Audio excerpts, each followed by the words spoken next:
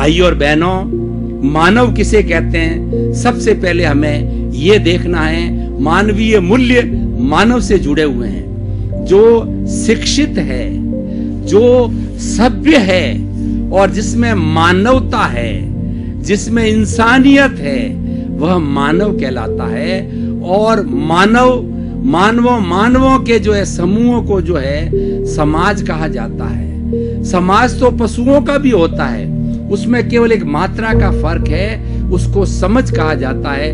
वह भी एक समूह है, लेकिन जो पशु जगत है, पक्षी जगत है, ये जो चराचर जगत में रहने वाले अन्य प्राणी हैं, उनके पास में शिक्षा नहीं है, उनके बाद में विकसित बुद्धि नहीं है, उनके पास में ज्ञान नहीं है, उनके पास में चिंतन धारा नहीं है। इसीलिए वो हे और उपादेय। हमारी भारतीय संस्कृति के अंदर दो शब्द आते हैं। हे का मतलब होता है छोड़ने योग्य और उपादेय का अर्थ होता है ग्रहण करने योग्य। यानी कि और गे का अर्थ होता है जानने योग्य। गे, हे और उपादेय, ये सृष्टि में जितनी प्रवृत्तियां चलती है, हमारे से जुड़ी हुई जितनी भी प्रवृत्तियां हैं, उसको गे कहा जाता है। गे का मतलब होता है जानने योग्य या जानना, और जानने के बाद के अंदर बुद्धि के द्वारा ये निर्णय करना कि ये वस्तु छोड़ने योग्य है और ये वस्तु ग्रहण करने योग्य है। ये कार्य हम बुद्धि करते हैं। हमारी बुद्धि बहुत विकसित है। इस कारण से ही मनुष्य जीवन को जो है, मनुष्य को सृष्टि का सर्वश्रेष्ठ प्राणी कहा जाता है। 84 लाख जीवा योनि हमारे भारतीय ग्रंथों में मानी जाती है। 84 लाख जीवा योनि का अर्थ होता है कि 84 लाख उत्पत्ति स्थान है और उसमें जन्म लेने वाले जीवों की, प्राणियों की संख्या तो असंख्य है और अनंत है, उनकी गिनती नहीं की जा सकती। उत्पत्ति स्थान सभी धर्म ग्रंथों में 84 माने गए हैं और 4 गति मानी गई है, नरक गति, तिर्यंच गति, मनुष्य गति और देव गति। नरक गति के अंदर वो लोग रहते हैं जो कि दुख भुगतते हैं और उनका स्थान हमारा पृथ्वी का गर्भ कहा जाता है। वो उसके अंदर 7 नारकी होती है। और नरक, ये बात मैं क्यों कह रहा हूं कि ये मानवता से जुड़ी हुई, मनुष्य से जुड़ी हुई है, हे उपादेय और गे से जुड़ी हुई बात है।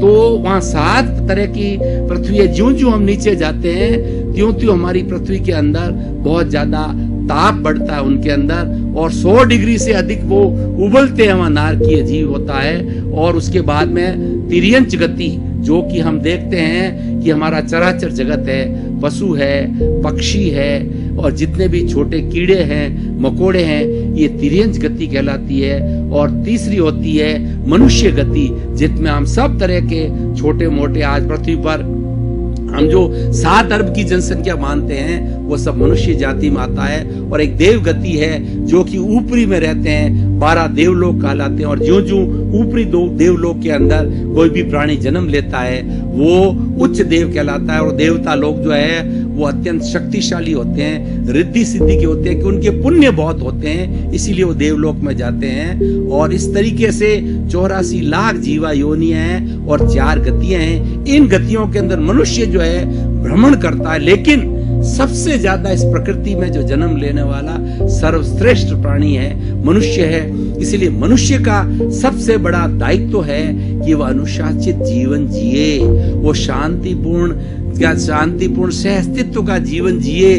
उसको मात्र यही नहीं देखना है कि मैं और मेरा परिवार, यानी स्वार्थ की वृत्ति को नहीं रखना है, उसको परार्थ की वृत्ति को रखना है। परार्थ का अर्थ होता है live and let others live, मैं भी जीऊं और दूसरे भी समस्त प्राणी जिए।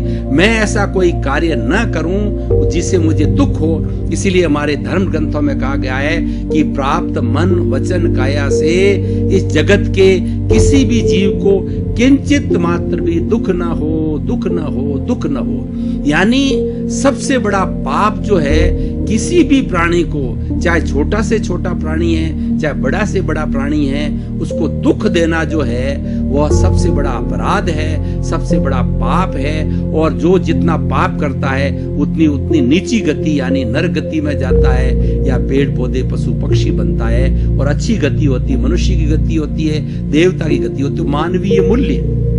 अब प्रश्न है मानव के बारे में बात की, तो मानवीय मूल्य क्या है? मतलब किस तरीके से एक इंसान के साथ में इंसानियत से जिए, मानव के साथ में मानवता से जिए, यानी हमारा दृष्टिकोण मानवतावादी होना चाहिए। ये मानवीय मूल्य क्या कहते हैं कि one earth, one sky, one God, one religion. And वो रिलीजियन क्या है कि मानव धर्म। सबसे बड़ा धर्म है कि मानव धर्म, मानव के प्रति अच्छा व्यवहार करे।